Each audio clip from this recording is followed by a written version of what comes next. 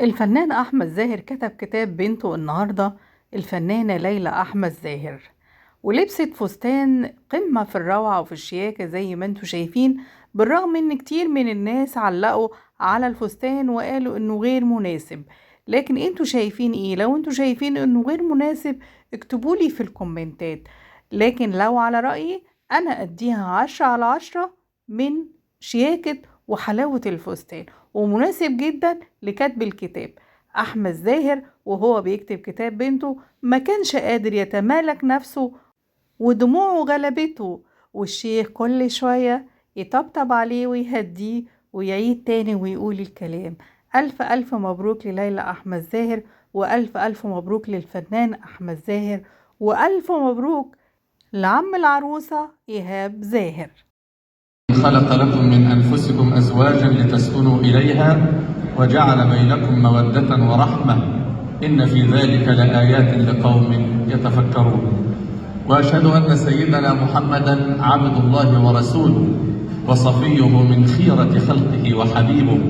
اللهم صل على سيدنا محمد. قولوا أمين يا حضرات. لا أمين نقابل بها ربنا، عشان ربنا يصلح أحوالنا ويبارك في العرسان ويمن عليهم بذرية صالحة بدل العفاريت اللي ماشية في الشارع.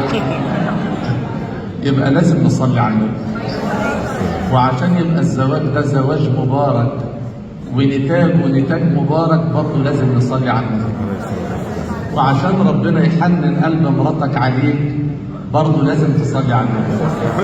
اللهم صل على سيدنا محمد. قولوا امين. والصلاة والسلام على سيدنا رسول الله وعلى آله وصحبه ومن والاه، وبعد، فإني استخرت الله العظيم وتوكلت عليه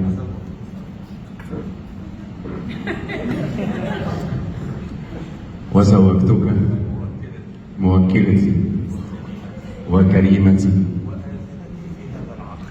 وآذنتي في هذا العقد، ابنتي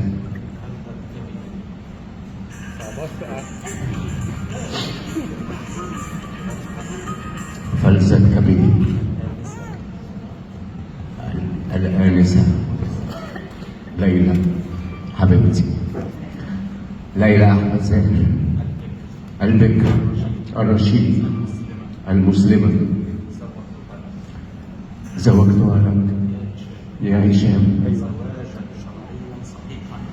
زواجا شرعيا صحيحا على كتاب الله وسنة رسوله صلى الله عليه وسلم، وعلى الصداقة المسمى بيننا عاجله وآجله، وأمام الشهود وجميع الحضور، والله تعالى خير الشاهدين.